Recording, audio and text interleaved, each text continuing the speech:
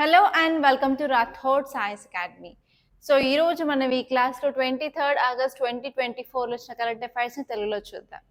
So డైరెక్ట్గా నేను టాపిక్స్లోకి వెళ్తున్నాను. సో ముందు ఇంట్రడక్షన్ ఏమి ఇవ్వట్లేదు, ఎందుకంటే ముందు మీకు ఇంట్రడక్షన్ ఇస్తే ఏంటంటే మీ ఇంట్రెస్ట్ అనేది తగ్గుతుంది. కాబట్టి డైరెక్ట్గా టాపిక్ తీసుకొని ఇన్ డీటెయిల్గా ప్రతి ఒక్క డైమెన్షన్ని అనలైజ్ చేయడానికి ట్రై చేద్దాం. కంపల్సరీ నేను ఎక్కడైతే ఇంపార్టెంట్ పాయింట్స్ స్ట్రెస్ చేసి చెప్తున్నానో నోట్ డౌన్ అయితే కంపల్సరీ చేసుకోండి, మీకు చాలా చాలా యూజ్ అవుతుంది. ఈ ఎనాలిసిస్ వల్ల మీకు ఏంటి అంటే మెయిన్స్ ఎలా రాయాలి, ప్రిలిమ్స్లో క్వశ్చన్స్ ఎలా అడుగుతారు అన్ని డీటెయిల్గా మీకు తెలుస్తుంది. ఓకే, అసలు మిస్ అవ్వద్దు ఈ ఎనాలిసిస్ని. సో దానికంటే ముందు ఏంటంటే కంపల్సరీ మన ఈ ఛానల్ని సబ్స్క్రైబ్ చేసుకోండి, మన క్లాస్ని లైక్ చేయండి, అలాగే షేర్ చేయడం మాత్రం అస్సలు మర్చిపోవద్దు. సో ఫస్ట్ టాపిక్ ఇక్కడ చూసుకున్నట్లయితే బంగ్లాదేశ్లో ఫ్లడ్స్ వచ్చాయండి. Okay, Bangladesh floods not due to Tripura dam అని మన మినిస్ట్రీ ఆఫ్ ఎక్స్టర్నల్ అఫైర్స్ అనేది చెప్తున్నారనమాట. సో ఇక్కడ మనం చూసుకోవాల్సిన ఇంపార్టెంట్ టాపిక్స్ ఏంటి అంటే ఫస్ట్ వచ్చేసి బంగ్లాదేశ్ ఫ్లడ్స్, అండ్ సెకండ్ వచ్చేసి ఏ డ్యామ్ ఉంది, ఆ డ్యామ్ అనేది ఏ రివర్ మీద ఉందో చూసుకోవాలి. అండ్ ఎస్పెషలీ మనందరికీ తెలుసు ఏంటి అంటే రివర్స్ అనేది ఓన్లీ ఒక కంట్రీలో మాత్రమే ఫ్లో అవ్వదు, 2-3 కంట్రీస్ మధ్యలో కూడా అది వెళ్తూ ఉంటుంది. కాబట్టి మన ఇండియాకి బంగ్లాదేశ్కి మధ్యలో ఎన్ని రివర్స్ అనేది ఫ్లో అవుతున్నాయి చూసుకోవాలి. అవి ఎక్కడెక్కడ ఉన్నాయి కూడా మీరు మ్యాప్ ఓపెన్ చేసి చూసుకున్నట్లయితే మీకు క్లియర్గా ఉంటుంది. అండ్ ఈ టాపిక్ వచ్చేసి మీరు ఎక్కడెక్కడ కనెక్ట్ చేసుకోవచ్చు అంటే మనకి జిఎస్ పేపర్ 2లో ఇంటర్నేషనల్ రిలేషన్స్ ఉంటుంది, అలాగే జిఎస్ పేపర్ 1లో జియోగ్రఫీ ఉంటుంది, అండ్ నెక్స్ట్ వచ్చేసరికి డ్యామ్స్ అనేది మనకి జిఎస్ పేపర్ 3 ఎన్వైర్న్మెంట్ అండ్ ఈకాలజీలో కూడా చదువుకోవచ్చు. సో ఒక్కసారి మనం ఈ ఆర్టికల్ని క్లియర్గా చూసినట్లయితే ministry of external affairs of India అనేది క్లారిఫికేషన్ ఇవ్వడం జరిగింది. ఎందుకంటే బంగ్లాదేశ్లో ఉన్న పీపుల్ అనేది ప్రొటెస్ట్ చేస్తున్నారు, ఇది ఇండియా వల్లే బంగ్లాదేశ్లో ఫ్లడ్స్ వచ్చాయి డ్యామ్ వల్ల అని చెప్పి. దానికి క్లారిఫికేషన్గా మన మినిస్టర్ ఆఫ్ ఎక్స్టర్నల్ అఫైర్స్ ఏం చెప్పారు అంటే అసలు ఈ ఫ్లడ్స్ ఈస్టర్న్ బంగ్లాదేశ్లో రావడానికి కారణం అనేది ఇండియా వల్ల కాదు. ఓకే, సో బంగ్లాదేశ్లో కూడా ఎక్కువ రెయిన్ ఫాల్ అవ్వడం వల్ల ఫ్లడ్డింగ్ జరిగిందే తప్ప ఈ దాంబూర్ డ్యామ్ వల్ల కాదు అని క్లియర్గా చెప్పారు. సో మీకు ఇక్కడ క్వశ్చన్ ఎలా వస్తుంది అంటే దాంబూర్ డ్యామ్ ఏ స్టేట్లో ఉంది, అది రీసెంట్గా న్యూస్లో ఉందని మీ క్వశ్చన్ డైరెక్ట్గా వచ్చే ఛాన్సెస్ ఉన్నాయి. సో మీరు చూసుకోవాల్సిన అవసరం ఉంది. అండ్ మీరు ఇంకొన్ని డీటెయిల్స్ చూసినట్లయితే ఫ్లడ్ మిస్ అట్రిబ్యూషన్ అనేది జరిగింది ఇక్కడ. సో చాలా మంది బంగ్లాదేశ్లో ఉన్న వాళ్ళు అసలు ఈ డ్యామ్ నుంచి ఎక్కువ వాటర్ విడుదల చేయడం వల్లే ఈ ఫ్లడ్స్ అనేవి వచ్చాయని చెప్పి మిస్అండర్స్టాండింగ్ అనేది జరిగింది అని మనం అర్థం చేసుకోవచ్చు. దానివల్ల ఏంటి అంటే అసలు ఇలా మిస్అండర్స్టాండ్ ఎందుకు అవుతుందంటే ప్రాపర్ కమ్యూనికేషన్ లేనప్పుడు, అండ్ అలాగే ప్రాపర్ డ్యామ్ మేనేజ్మెంట్ కానీ వెదర్ ఇంపాక్ట్స్ మీద వాళ్ళకి సరిగ్గా నాలెడ్జ్ లేకపోవడం కానీ వస్తుంది. సో వీటిని మనం అరికట్టడానికి ట్రై చేయాలి, దాన్ని మనం ఓవర్కమ్ చేయాలి. అండ్ నెక్స్ట్ వచ్చేసి ఏంటి అంటే ఎప్పుడైనా సరే ఒక రివర్ అనేది 2 కంట్రీస్ మధ్యలో ఫ్లో అవుతున్నప్పుడు ఆ 2 కంట్రీస్కి బాధ్యత, రెస్పాన్సిబిలిటీ అనేది ఉంటుందన్నమాట. ఓకే, సో దానికోసం మనకు ప్రాపర్గా ఆ 2 కంట్రీస్ మధ్యలో కోఆపరేషన్ అనేది ఉండాలి, అందుకని మనం ప్రాపర్గా బైలాటరల్ అగ్రిమెంట్స్ అనేది చేసుకోవాలి అని చెప్పి చెప్పడం జరిగింది. అండ్ నెక్స్ట్ వచ్చేసి ఈ ఫ్లడ్స్ ఎందుకు జరిగాయి అంటే చాలా వరకు ఈ క్యాచ్మెంట్, ఈ రివర్ అండ్ రివర్ ట్రిబ్యూటరీస్ని మొత్తం కలిపి మనం క్యాచ్మెంట్ ఏరియా అంటాం కదా, ఈ క్యాచ్మెంట్ ఏరియాలో చాలా హెవీ రెయిన్ఫాల్ అయినందువల్ల మనకి ఈ ఫ్లడ్స్ అనేది వచ్చాయి. సో దీనికి ఏంటి అంటే క్లైమేట్ చేంజ్ అనేది ఒక ఇంపార్టెంట్ ఫ్యాక్టర్ అని కూడా మనం చెప్పుకోవచ్చు. అండ్ దాన్ని మనం మానిటర్ చేయాలి, మనం ఫోర్కాస్టింగ్ సిస్టమ్స్లో కూడా దాన్ని ఇంక్లూడ్ చేసుకోవడానికి ట్రై చేయాలి. అండ్ నెక్స్ట్ వచ్చేసి సెక్యూరిటీ కన్సర్న్స్ అనేవి చాలా ఉన్నాయి. So protest against India raised security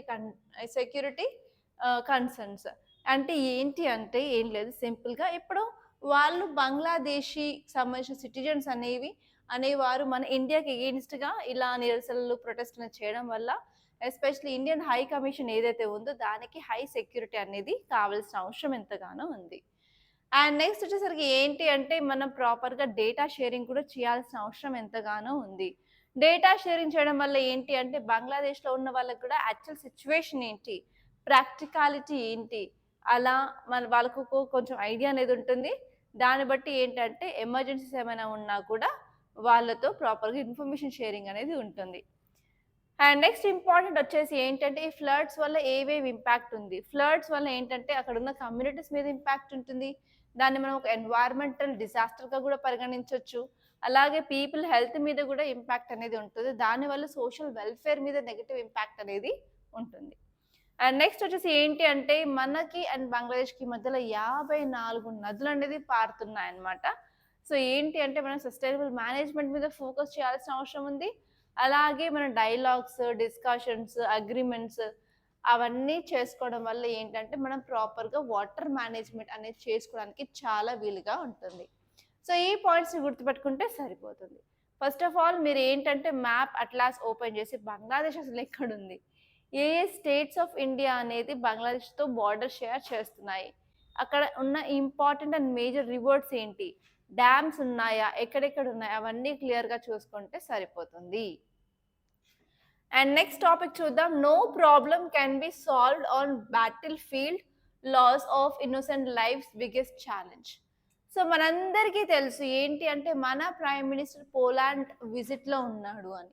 అక్కడ కొన్ని స్టేట్మెంట్స్ అయితే చేయడం జరిగింది. ఏంటి అంటే, ఎప్పుడైనా సరే మనకు బ్యాటిల్ ఫీల్డ్ జరుగుతుంది అనుకోండి. For example Russia, Ukraine issue అయినప్పటికీ, or else Israel Palestine issue అయినా సరే. సో, ఇలా బ్యాటిల్ జరగడం వల్ల ఏంటంటే, అక్కడున్న ఇష్యూ అనేది రిజాల్వ్ అవ్వదు. అవ్వకుండా ఏంటంటే, అక్కడున్న సివిలియన్స్ అందరూ చనిపోతూ ఉంటారు. హ్యూమన్ రైట్స్ వయలేషన్ అవుతుంది. కరెక్ట్ మెథడ్ కాదు అని చెప్పి మన ప్రైమ్ మినిస్టర్ ఒక స్టేట్మెంట్ అది ఇచ్చారు. ఇలా మన ప్రైమ్ మినిస్టర్ ఏదైనా స్టేట్మెంట్ ఇస్తే డైరెక్ట్‌గా మీరు దాన్ని ఎగ్జామ్‌లో యూజ్ చేసుకోవచ్చు. మీకు చాలా మంచి మార్క్స్ అయితే వస్తాయి. సో, ఇప్పుడు మీరు కంటెక్స్ట్ చూసుకున్నట్లయితే ఈ ఆర్టికల్ ఏం చెప్తుంది అంటే, మన ప్రైమ్ మినిస్టర్ నో కాన్ఫ్లిక్ట్ ఉండకూడదు. కాన్ఫ్లిక్ట్ వల్ల ఏంటి అంటే ప్రాబ్లమ్‌ని రిజాల్వ్ చేయలేము. దానివల్ల ఫర్దర్‌గా హ్యుమానిటేరియన్ క్రైసిస్ వస్తుంది. హ్యూమన్ రైట్స్ వయలేషన్స్ జరుగుతాయి. చాలా మంది ఇన్నోసెంట్ పీపుల్ అనేది లైఫ్ లాస్ అవుతారు. సో, అలా కాకుండా మనం డైలాగ్‌లోకెళ్ళొచ్చు. లేకపోతే పీస్‌ఫుల్ రిజల్యూషన్‌లోకెళ్ళొచ్చు. డిప్లొమసీ చేయొచ్చు అని చెప్పడం అయితే జరిగింది. సో, ఇప్పుడు మీరు కొన్ని కీ పాయింట్స్ ఇక్కడ చూసుకున్నట్లయితే, మన ప్రైమ్ మినిస్టర్ మోడీ విజన్ ఏంటి అంటే, మోడీ గారు ఏం చెప్పారు అంటే, అసలు మనం బ్యాటిల్ ఫీల్డ్స్‌తో ప్రాబ్లమ్స్‌ని సాల్వ్ చేయలేము. దానికంటే మనం వేరే ఆల్టర్‌నేటివ్స్ వెతుక్కోవాలి. మనం ఇంటర్నేషనల్ రిలేషన్స్‌లో డిప్లొమసీ అంటాం కదా! మనం ఈ డిప్లొమసీ మీద ఫోకస్ చేస్తే మనకు అట్‌లీస్ట్ సొల్యూషన్ అనేది దొరుకుతుంది అని చెప్పి ఇక్కడైతే చెప్పడం జరిగింది. అండ్ నెక్స్ట్ వచ్చేసి ఏంటంటే humanitarian impact on war. So, actually మనం వార్ అనేది చేసినప్పుడు ఏంటంటే చాలా మంది పీపుల్ చనిపోతూ ఉంటారు. Especially innocent people, human rights issues అనేవి జరుగుతూ ఉంటాయి. అలా అయినప్పటికీ మనకి కాన్‌ఫ్లిక్ట్ రిజల్యూషన్ అవుతుందా అంటే అది గూడా ఉంటదనమాట. సో, ఏంటి అంటే ప్రతి ఒక్కరు హ్యూమన్ వెల్‌ఫేర్ మీద ఫోకస్ చేయాలి. టెరిటోరియల్ గెయిన్, పొలిటికల్ గెయిన్ కంటే గూడా హ్యూమన్ వెల్‌ఫేర్ మీద ఫోకస్ చేయాలని చెప్పి మనకిక్కడ ఒక పాయింట్ అనేది క్లియర్ కట్‌గా అర్థమవుతుంది. అండ్ నెక్స్ట్ వచ్చేసి ఏంటి అంటే ఇంటర్నేషనల్ కొలాబరేషన్స్.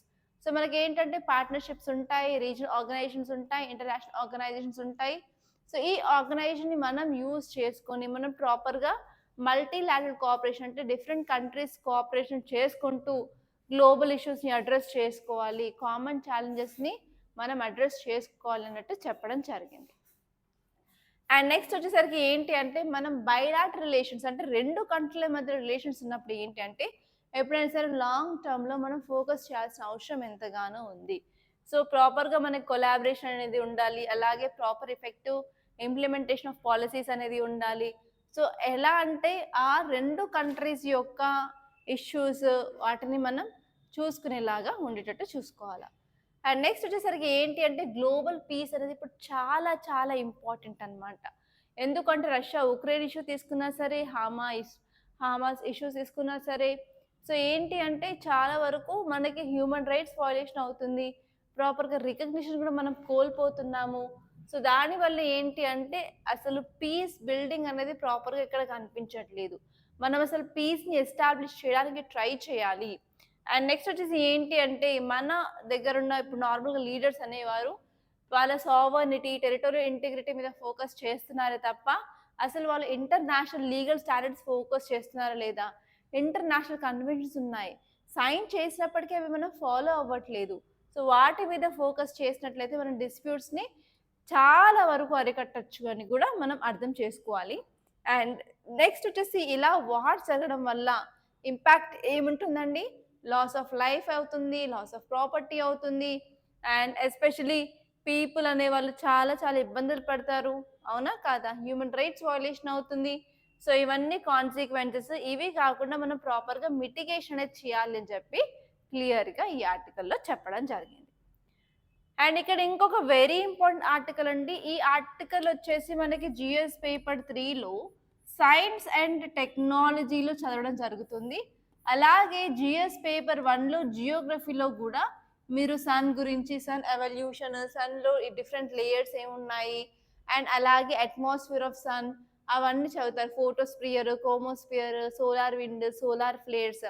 సో ఇవన్నీ ఈ టాపిక్‌కి సంబంధించిందనమాట. సో మీరు ఇప్పుడు టైటిల్ చూసుకున్నట్లయితే IIA finds a novel way to explore the sun's secrets by studying solar magnetic fields. So రీసెంట్‌గా ఐఐఏ అంటే ఇండియన్ ఇన్‌స్టిట్యూట్ ఆఫ్ ఆస్ట్రోఫిజిక్స్ అనేది ఒక న్యూ మెథడ్ కనుక్కున్నారు. ఆ న్యూ మెథడ్‌లో ఏంటి అంటే సన్ యొక్క మ్యాగ్నెటిక్ ఫీల్డ్‌ని చదవడం వల్ల మనకు అట్మాస్ఫియర్ గురించి ఇంకొన్ని సీక్రెట్స్ అనేవి తెలుస్తాయి అని చెప్పి చెప్పడం జరిగింది. సో ఒక్కసారి ఈ ఆర్టికల్ మనం క్లియర్‌గా చూసినట్లయితే ఎవరు ఐఐఏ అంటే Indian institute of astrophysics. So ఇందులో ఉన్న ఆస్ట్రానమర్స్ ఒక కొత్త మెథడ్‌ని కనుగొన్నారు. ఈ కొత్త మెథడ్ ఏం చేస్తుంది అంటే సన్ యొక్క సీక్రెట్స్ ఇన్వెస్టిగేట్ చేస్తుంది. అలాగే మనం మ్యాగ్నెటిక్ ఫీల్డ్స్ ఆఫ్ సన్ అనేది కూడా మనం చదువుకోవచ్చనమాట. డిఫరెంట్ లేయర్స్ ఆఫ్ సన్‌లో మనకి డిఫరెంట్ అట్మాస్ఫియర్‌లో కూడా సన్ యొక్క అట్మాస్ఫియర్‌లో కూడా మనకి డిఫరెంట్ మ్యాగ్నెటిక్ ఫీల్డ్స్ ఉంటాయి. అవి చదవడం వల్ల ఇంకా మరికొన్ని సన్‌కి సంబంధించిన ఇంట్రెస్టింగ్ విషయాలన్నీ తెలుస్తాయని చెప్పి చెప్పడం అయితే జరిగింది. సో వీళ్ళు ఎక్కడి నుంచి డేటా తీసుకుంటున్నారు అంటే కొడైకెనాల్‌లో ఉన్న టవర్ టన్నెల్ టెలిస్కోప్‌లో ఉన్న డేటాను తీసుకున్న తర్వాత వాళ్ళు సన్‌లో ఉన్న సన్ స్పాట్స్‌ని, అలాగే ఎనర్జీని, మాస్ ట్రాన్స్‌ఫర్ ప్రాసెస్‌ని అవన్నీ అర్థం చేసుకొని కొరోనల్ హీటింగ్ ప్రాబ్లమ్ ఏంటి? సోలార్ విండ్ ఏంటి? ఎలా ప్రొడ్యూస్ అవుతుంది? వీటి గురించి వాళ్ళు కొంత రీసెర్చ్ అనేది చేయనున్నారు. సో ఇప్పుడు మీరు కొన్ని డీటెయిల్స్ చూసినట్లయితే ఇది ఒక ఇన్నోవేటివ్ టెక్నిక్ అని చెప్పొచ్చు.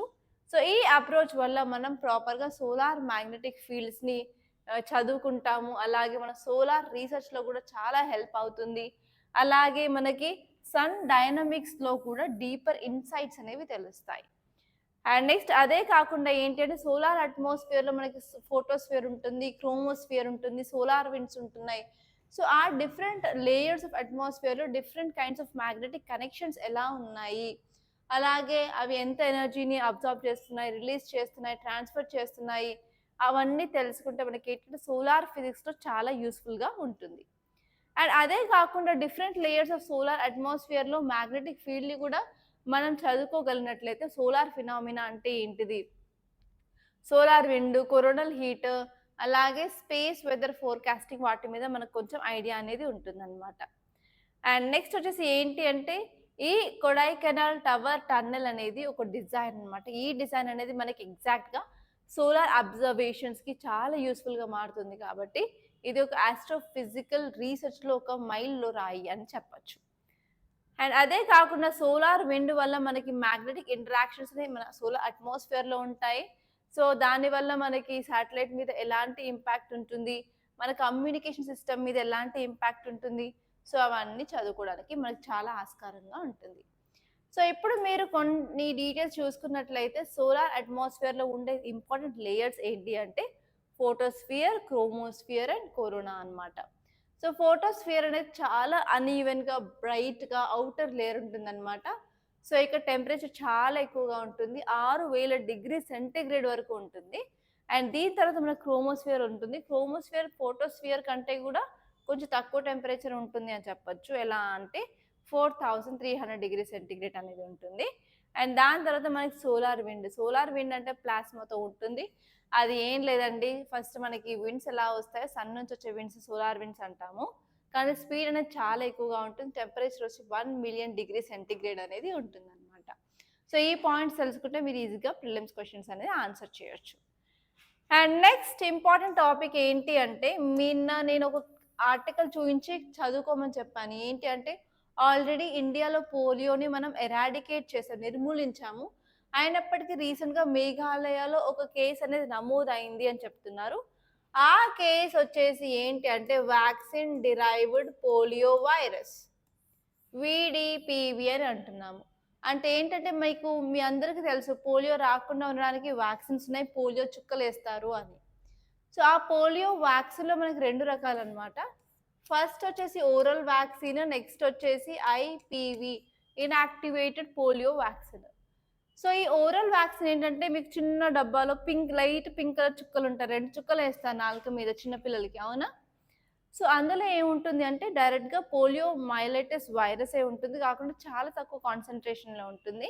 ఆ వైరస్ని మనం తీసుకోవడం వల్ల ఏంటంటే మన బాడీ యొక్క ఇమ్యూన్ సిస్టమ్ యాక్టివేట్ అయ్యి యాంటీబాడీస్ అనేది డెవలప్ చేస్తాయి.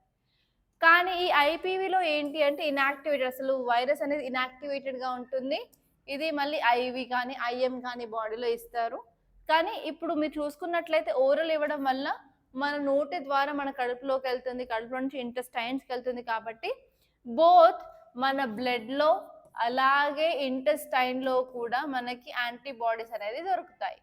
కానీ ఐపీవీ అంటే డైరెక్ట్ ఐవి ఇవ్వడం వల్ల ఏంటంటే బ్లడ్లో మాత్రమే ఉంటుంది కాబట్టి సో ఓన్లీ బ్లడ్లోనే మనం యాంటీబాడీస్ అనేది చూస్తాము. సో అందుకని చెప్పండి ఇప్పుడు ఈ రెండిట్లో మోర్ ఎఫిషియంట్ ఏది అంటే ఓరల్ పోలియో వైరస్ అనమాట. సో యాక్చువల్లీ ఇది ఏంటి అంటే ఓరల్ పోలియో డ్రాప్స్ అనేది ఒక 2 నెలల పిల్లలకి ఇవ్వడం జరిగింది. సో అక్కడ ఏంటంటే ఆ యొక్క బేబీకి ఇమ్యూన్ సిస్టమ్ ప్రాపర్గా లేనందువల్ల ఏంటి అంటే యాంటీబాడీస్ అనేది డెవలప్ కాకుండా ఇక్కడ ఇచ్చిన చిన్న చాలా తక్కువ మోతాదులో ఉన్న వైరసే బాడీలో రెప్లికేట్ అయింది అండ్ కొత్త స్ట్రెయిన్ ఆఫ్ పోలియో అనేది కనిపించింది అని చెప్పి ఈ ఆర్టికల్ అయితే క్లియర్గా చెప్పడం జరిగింది.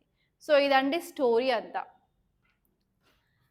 ఓకే, ఒకసారి ఆర్టికల్ చూస్తున్నట్లయితే ఏంటంటే a case of vaccine derived polio, vaccine తీసుకున్న తర్వాత వచ్చిన పోలియో అనేది కన్ఫర్మ్ చేశారు మేఘాలయలో. సో ఆల్రెడీ ఇండియాలో మనం ఈ పోలియోని ఎప్పుడు ఎరాడికేట్ చేసామంటే 2011వ సంవత్సరంలో ఎరాడికేట్ చేయడం జరిగింది. కానీ ఈ ఓరల్ వ్యాక్సిన్ ఇవ్వడం వల్ల ఎస్పెషల్లీ ఇమ్యూన్ డెఫిషియెంట్ చైల్డ్కి సో ఇప్పుడు ఈ పోలియో అనేది రావడం జరిగింది అని చెప్పారనమాట. సో పోలియో అంటే ఏంటంటే పోలియో అనేది ఒక డిసీజ్ అనమాట, దాన్ని పోలియో మైలైటిస్ అని కూడా అంటాము. ఇది ఒక ఇన్ఫెక్షియస్ వైరల్ డిసీజ్ అనమాట.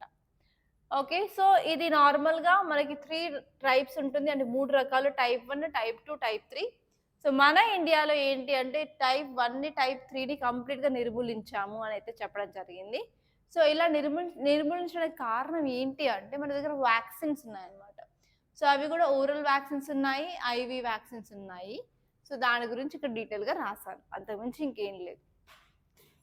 సో ఇప్పుడు ఈ ఆర్టికల్ ఏం చెప్తుందంటే మనం ఓరల్ నుంచి ఐపీవీకి వెళ్తే మనం ఇలాంటి కేసెస్ని తగ్గించవచ్చు అని అయితే చెప్పడం జరిగింది. సో అంతే, అంతకుమించి ఇంకేం లేదు. సో నెక్స్ట్ టాపిక్ చూడండి, death at work, safety audit is essential to prevent industrial disasters. So నిన్న మనం క్లాస్ చదువుకున్నాం కదా, ఏపీలో ఎసెన్షియా ఫార్మాస్యూటికల్ కంపెనీలు న్యూక్లియర్ బ్లాస్ట్ అయింది. అదే కాకుండా ఏంటంటే గత కొద్ది నెలల క్రితం కూడా ఏపీలో స్టెరిలైన్ ఇష్యూ అయితే జరిగింది కదా, అది కూడా ఇండస్ట్రియల్ డిజాస్టర్ కిందే వస్తుంది కదా. సో ఈ ఆర్టికల్ ఏం చెప్తుందంటే ఎస్పెషలీ మనం ఎక్కడైతే వర్క్ అనేది ప్రొవైడ్ చేస్తున్నామో ఆ ఏరియాలో ప్రాపర్ సేఫ్టీ అనేది కంపల్సరీ మెయింటైన్ చేయాలి అన్నట్టయితే చెప్పడం జరిగింది. ఒక్కసారి మనం దీన్ని క్లియర్గా చూసుకున్నట్లయితే రీసెంట్గా బ్లాస్ట్ ఎక్కడ జరిగింది అంటే ఎసెన్షియా ఫార్మా ప్లాంట్ ఎక్కడుంది అంటే ఆంధ్రప్రదేశ్లో ఉంది. కానీ ఇక్కడ న్యూక్లియర్ రియాక్టర్ బ్లాస్ట్ అవ్వడం వల్ల 17 మందికి పైగా చనిపోయారు, ఇంకా చాలా మంది ఇంజురీస్తో ఉన్నారని నిన్న క్లాస్లో చదివాం కదా. సో ఇక్కడ ఎందుకు జరిగింది ఈ బ్లాస్ట్ అంటే ఫస్ట్ రీజన్ వచ్చేసి సిస్టమిక్ సేఫ్టీ ఫెయిల్యూర్. సో ప్రాపర్గా మన సిస్టంలో ప్రాపర్గా ఏది సేఫ్టీ అనేది లేదు, ఓవర్ రెగ్యులేషన్, ఓవర్ సైట్ అనేది లేదు, కాబట్టి ఇలాంటి ఇన్సిడెంట్ అనేది జరిగింది అని చెప్పచ్చు. అండ్ నెక్స్ట్ వచ్చేసి ఏంటి అంటే ఎగ్జామ్షన్ ఫ్రమ్ ఇన్స్పెక్షన్స్. సో ఇలా హై రిస్క్ ఇండస్ట్రీస్ ఉంటాయి కదా, లైక్ ఫార్మాస్యూటికల్ కంపెనీస్ అవ్వనివ్వండి, కెమికల్ కంపెనీస్ అవ్వండి, ఏంటంటే వాటికి మోర్ సెక్యూరిటీ అండ్ వాళ్ళకి ఏంటంటే మోర్ సేఫ్టీ స్టాండర్డ్స్ అనేది ఉండాలి. కాకపోతే అసలు వాటికి అసలు ఇన్స్పెక్షన్ జరగవు. ఇన్స్పెక్షన్స్లో కూడా వాటికి కొన్ని ఎగ్జామ్షన్స్ ఉన్నాయన్నమాట. ఓకే, సో ఎగ్జామ్షన్స్ చేయించుకొని వాళ్ళు ఏంటంటే ఇన్స్పెక్షన్ చేయకుండా ఉండడం వల్ల కూడా ఇలాంటి ప్రమాదాలు అనేది జరగడం జరుగుతుంది. అదే కాకుండా అక్కడ వర్క్ చేసే వాళ్ళకి ప్రాపర్‌గా కెమికల్స్ మీద అవేర్‌నెస్ ఉండదు. ఎలా హ్యాండిల్ చేయాలి? ఎలా వాటిని కంట్రోల్ చేయాలి? లేకపోతే ట్రైనింగ్ ఉండదు. అవేర్‌నెస్ ఉండదు. సో, ఎలాంటి సేఫ్టీ డేటా షీట్స్‌ని యూజ్ చేయాలి అదంతా తెలియకపోవడం వల్ల గూడా ఇలాంటి డిజాస్టర్స్ అనేవి జరుగుతాయని చెప్పొచ్చు.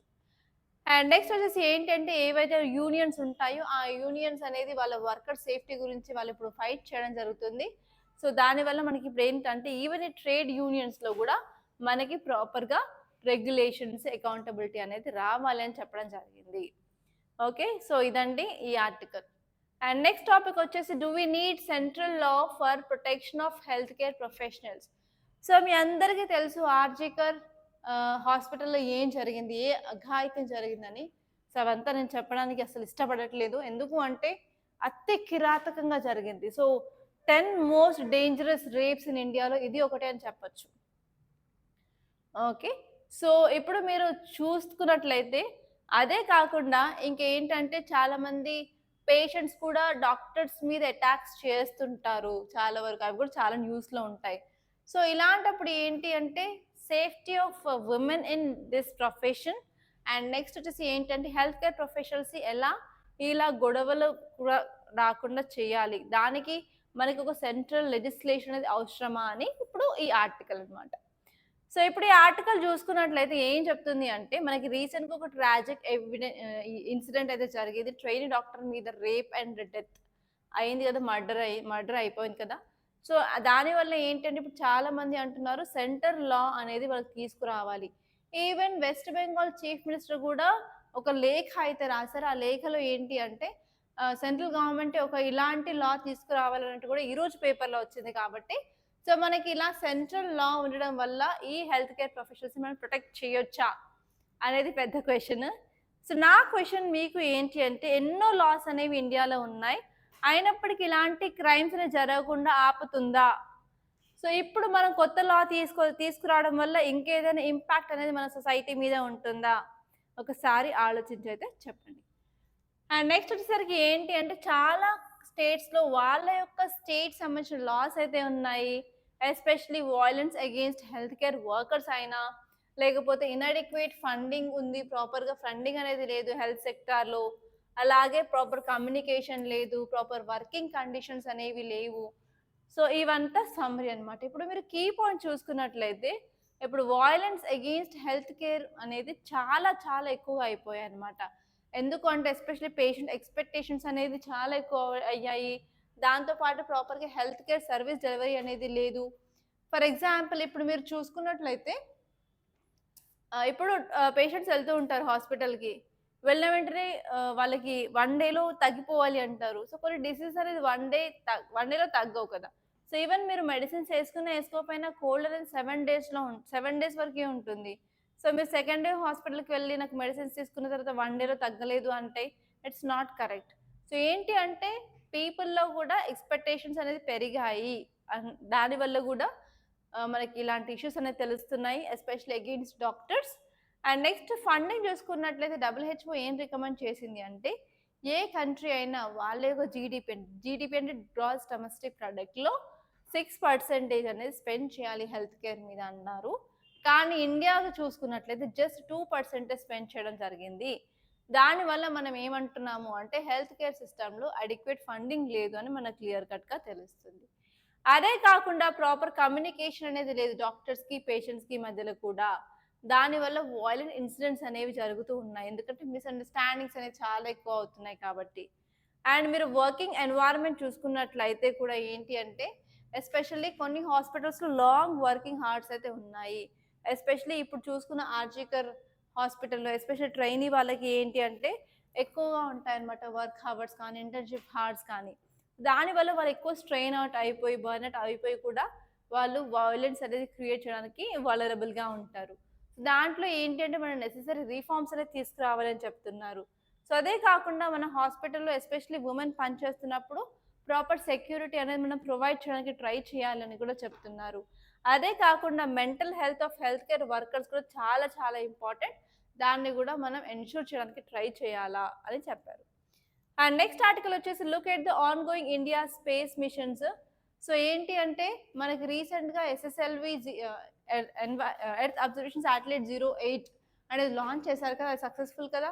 సో అలాగే మన స్పేస్లో ఏమేమి మిషన్స్ ఉన్నాయి ఇప్పుడు చూసుకోవాలి. లైక్ ఆదిత్య L1 కానివ్వండి, గగన్యాన్ అవ్వనివ్వండి, ఎక్స్పో శాట్ అయినా సరే, అసలు ఏ శాటిలైట్ వాటి యొక్క అప్లికేషన్స్ ఏంటో చూసుకుంటే సరిపోతుంది.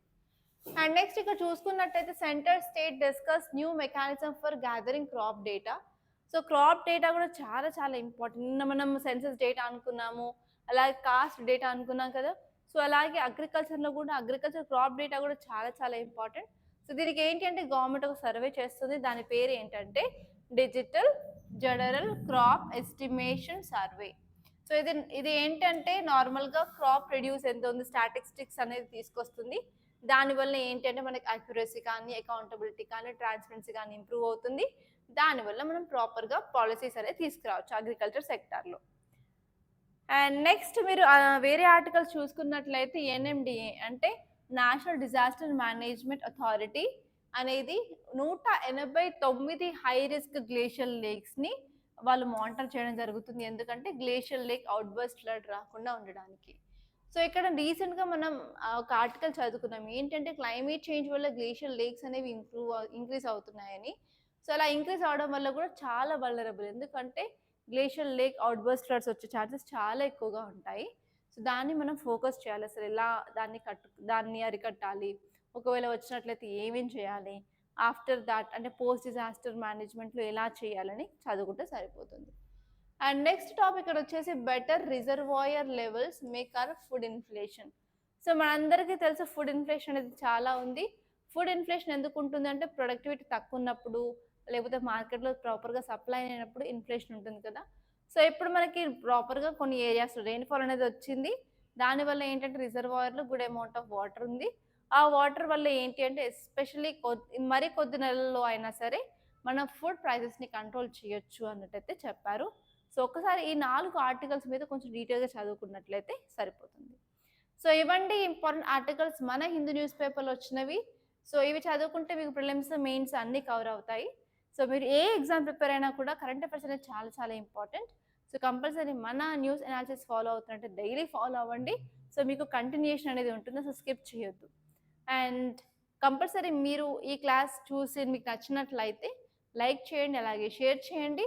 అండ్ మన ఈ న్యూ ఛానల్ ఉషా మ్యామ్ ఛానల్ని కూడా సబ్స్క్రైబ్ చేసుకోండి, మీ ఫ్రెండ్కి కూడా రిఫర్ చేయండి. Thank you so much guys.